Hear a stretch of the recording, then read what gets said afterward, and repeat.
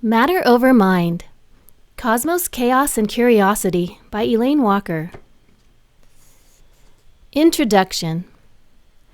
For a very strange reason that is completely unknown to us, our cosmos exists. And here we are! It's the great mystery of all time. In some early moments of our cosmos, matter and energy began a cascading, chaotic dance of cause and effect.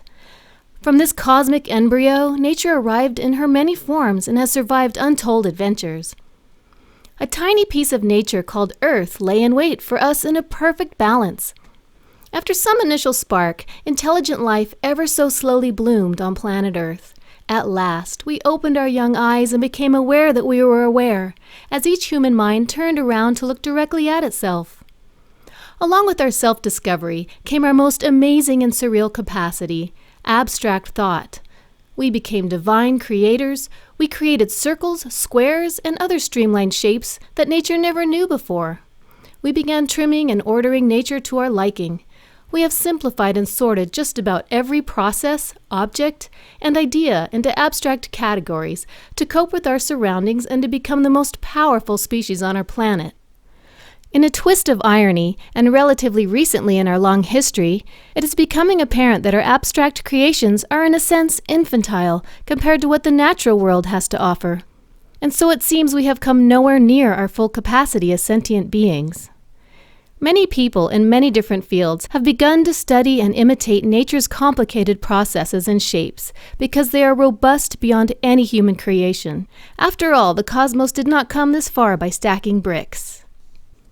Interwoven throughout this book are two very different paradigms, which I sometimes call abstract thought and nature. I'm not referring to the use of the word abstract as we associate with freestyle paintings and such. I mean it more along the lines of the mathematical term, where one focuses on specific traits, such as a, quote, oval is an abstracted idea of an egg. Squares, circles, lists, charts, plans, and other sequential or linear types of things are abstract ideas. None of these things exist in nature. At times, I refer to these two different paradigms mathematically as Euclidean geometry and chaos theory. Euclidean geometry is the type of geometry that we learn throughout grade school, having to do with squares, circles, angles, and so forth. Chaos theory describes much more complex shapes that evolve and morph over time, like what we find in nature. These two paradigms are each gigantically broad and varied on their own, yet are entirely separate from each other and have contrasting features which we will explore. They coexist to a large extent in our everyday world, but awkwardly. Abstract thought. Abstract thought is loose and creative. It allows us to imagine anything we want about the world. Ironically, it is also the only mental tool we have to attempt to understand the world around us. It doesn't have a solid foundation, and that its very existence is born out of human thought. It's where our creativity stems from, after all. It allows us to bloom as creative individuals and also to tame and control the world and each other.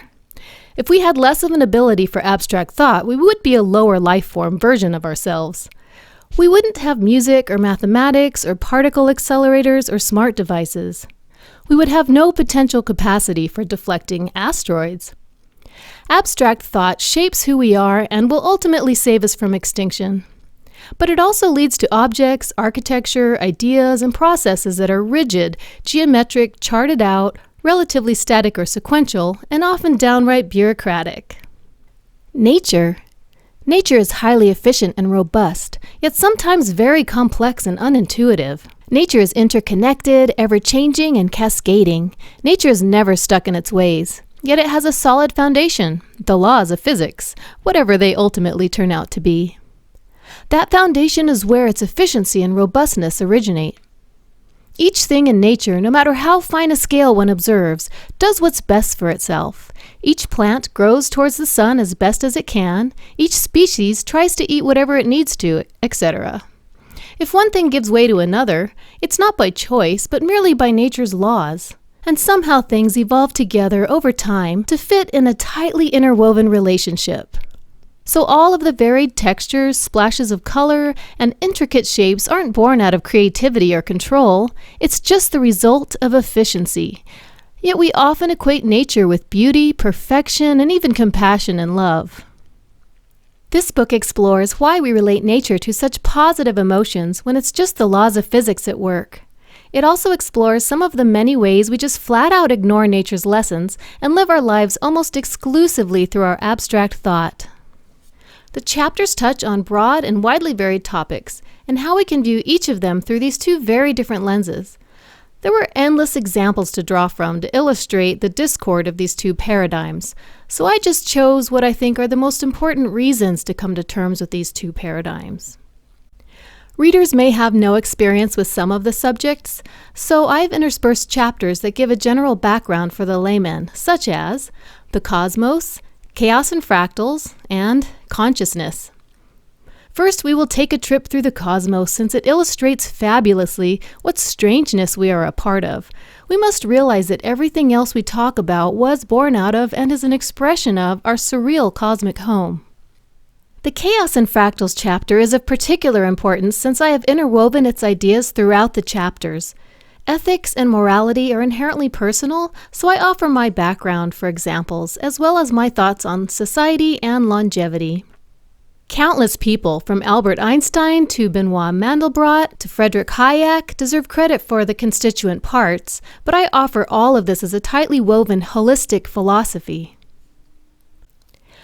Like a plant shoved into a pot, we fit nature into our lives geometrically and temporarily.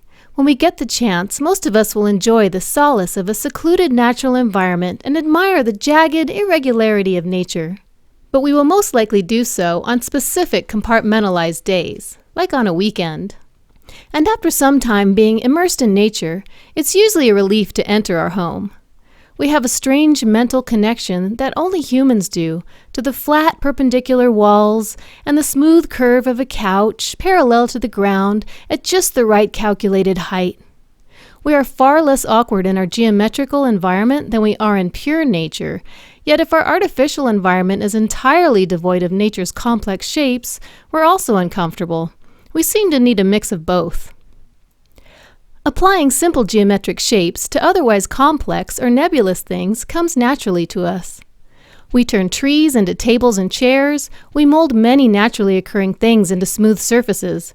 But more importantly, we extend this trait beyond just manufacturing and molding of physical objects and into our perception and categorization of things. And it goes further into a realm that can, at times, be controversial, our planning and execution of ideas. Our abstract planning is a way of fast-tracking past the slow and hard-to-predict ways of the natural world. We do this by reducing the number of sequential causal relationships that would normally play out over time and replacing them with parallel relationships that we can execute in a few simplified steps. It works wonders for many things, especially when we're acting as individuals or are in very small groups just getting some simple tasks accomplished. When we attempt to pull this off in large interactive groups, such as in a large business or in society, it's another story. Then we are in a realm of complexity that is impossible for a universe full of supercomputers to calculate to precision, and the outcome is often laden with unforeseen consequences. The consequences are often hard to trace back to their source, so we treat them as compartmentalized issues and never connect them to the actual reason for their existence. Dare I say, this is the underlying cause of most of humanity's larger problems. We've rehearsed these awkward habits for millennia and have developed deeply ingrained methods that we hold dear, whether they work or not. Nature is staring us in the face, showing us the way out of this conundrum. And we even have modern science and chaos mathematics to demonstrate aspects of it. But it's hard to see the benefits of this wonderful new world through our neat and tidy goggles of abstract thinking. We humans were no less born from nature than any other animal. It was only our much greater capacity for abstract thought that allowed us to rise high above the rest of the animal kingdom, to become the powerful and curious beings that we are. Just look at our potential. New fanciful technology is continually emerging, a new space race is gearing up, and medical breakthroughs are ever on the rise. All sorts of wondrous things have been born out of the combination of our abstract creativity and natural competition. That is a start. But interwoven through our fantastic technological and artistic advances is the cobwebbery of internally inconsistent philosophies of our time, both political and spiritual, that are pulling us backward, almost in secret. We are becoming more and more static and confined and walled into our terrible messes. As things are going philosophically, we are setting the stage to remain here, the awkward leader of all species. We somehow need to make it to the next level of awareness and intelligence, and I am not talking about a new age, quote, higher consciousness. What is presented here is meant to spark curiosity about how processes around us, including human group behavior, actually work. I hope to encourage a line of thinking that will ultimately lead individuals to greater common sense, compassion, and intelligence.